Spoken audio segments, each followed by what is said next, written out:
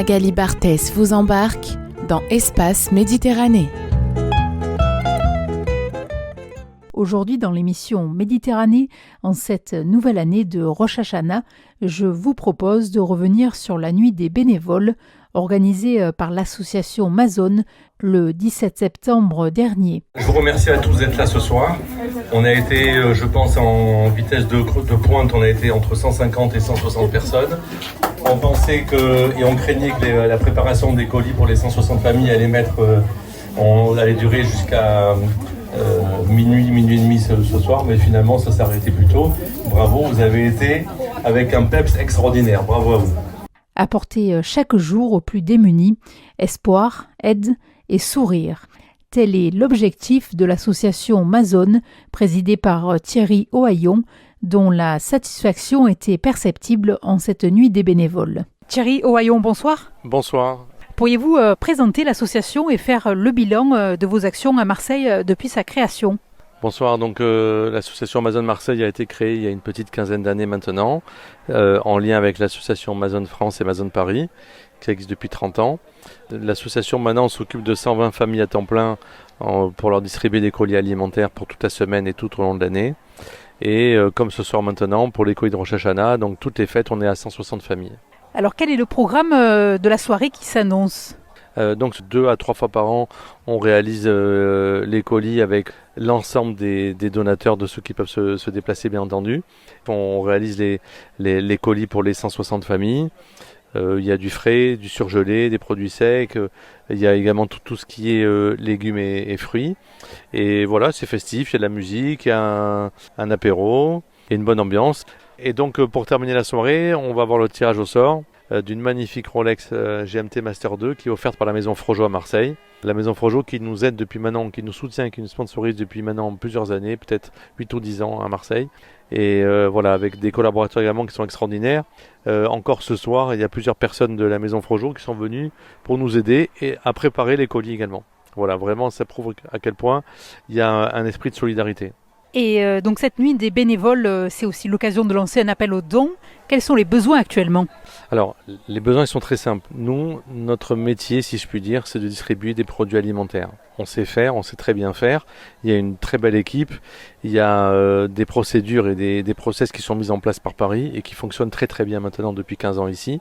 Donc c'est simple, on a besoin d'argent parce que c'est principalement pour acheter de la nourriture. On a besoin de donateurs et on a besoin de main-d'œuvre également. Donc tous les bénévoles sont les bienvenus. On gravite avec une quarantaine de bénévoles en moyenne et ça fait dans le quotidien entre 15 à 20 bénévoles. Vous avez mentionné les familles que vous aidez. Il y a aussi beaucoup de familles en dehors des radars des associations. Comment les aider lorsqu'elles ne viennent pas à vous ? Alors d'abord, je pense que l'association Mazone, comme beaucoup d'autres associations à Marseille, ça reste local et régional, donc on est quand même relativement connu, premièrement. Deuxièmement, on fait confiance aux responsables communautaires pour nous recommander ou nous envoyer les familles qui sont en besoin.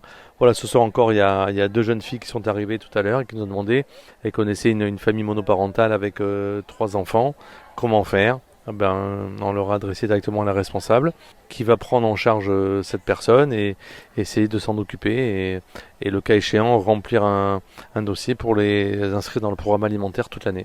Il y a aussi des profils étudiants, des personnes âgées ? Il y a de tout. Il y a des familles monoparentales, des personnes qui sont handicapées, des étudiants, beaucoup de personnes âgées également, et des familles classiques, familles nombreuses également. Ça reste très difficile et Mazone leur amène une véritable béquille par rapport à leurs besoins alimentaires au quotidien.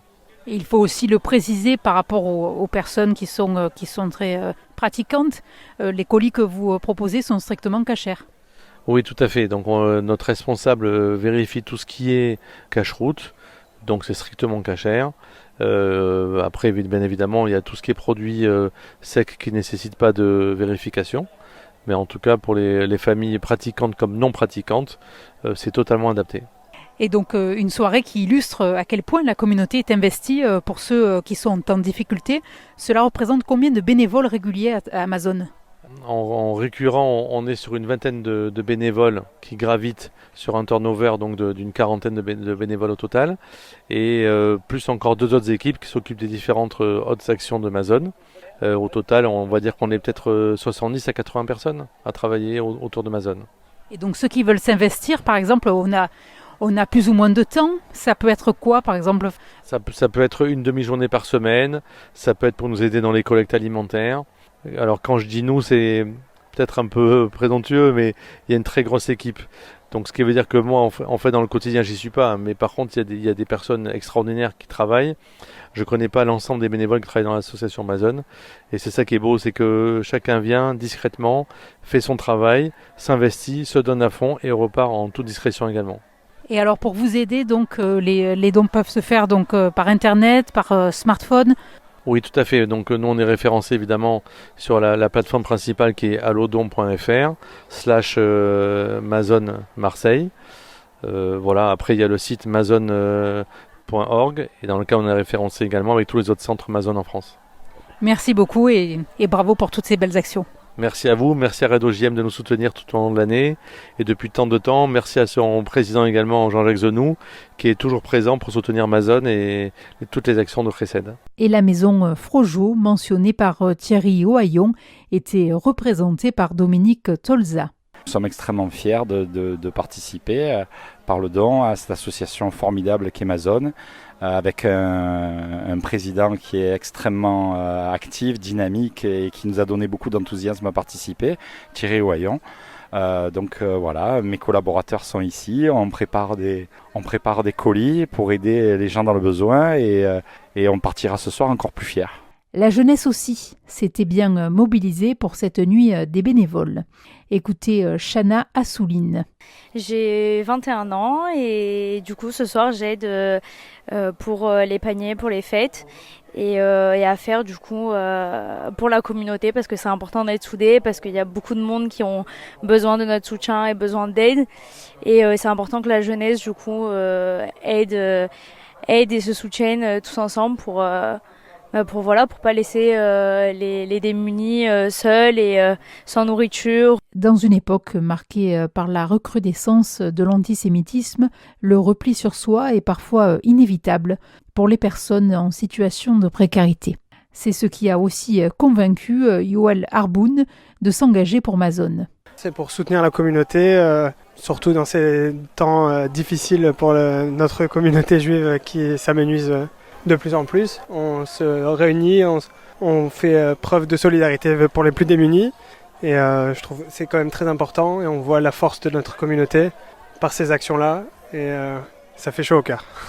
Par exemple, à titre personnel, chacun a sa vie personnelle, professionnelle, mais ça montre que finalement on peut investir un tout petit peu de temps et ça renforce les liens, ça crée des liens aussi également. On rencontre des gens, on parle, on discute, il y a de la musique. De faire une bonne action et de pouvoir passer un bon moment pendant cette bonne action, ça facilite la chose. Ça ramène des gens qui n'ont pas forcément l'occasion de participer à la vie de la communauté. Et ça renforce et tisse les liens de la communauté. C'est une des plus belles qualités de notre peuple, je pense. Et cette solidarité, elle est contagieuse, avec toujours des bénévoles supplémentaires, à l'image de Nathanaël. Écoutez, moi c'est la première fois que je participe à ce genre d'événements, de soirées, de bénévolat tout simplement. Et c'est important parce que effectivement ça permet d'être ensemble, ça permet aussi de nourrir les uns des autres. Ça permet aussi de conforter dans une sorte de se rassurer par rapport au temps un petit peu compliqué qu'on est en train de traverser. Et je pense que la solidarité est un peu la clé aujourd'hui pour nous donner un petit peu de force et un peu de courage pour traverser ces épreuves. Et si, comme tous ces bénévoles, vous pensez qu'il est important de ne jamais oublier que la misère n'est peut-être pas si loin de chez nous, il ne vous reste plus qu'à rejoindre Amazon. Et pour plus d'informations sur cette association, vous pouvez consulter le site mazon.org. Magali Barthès vous embarque dans Espace Méditerranée.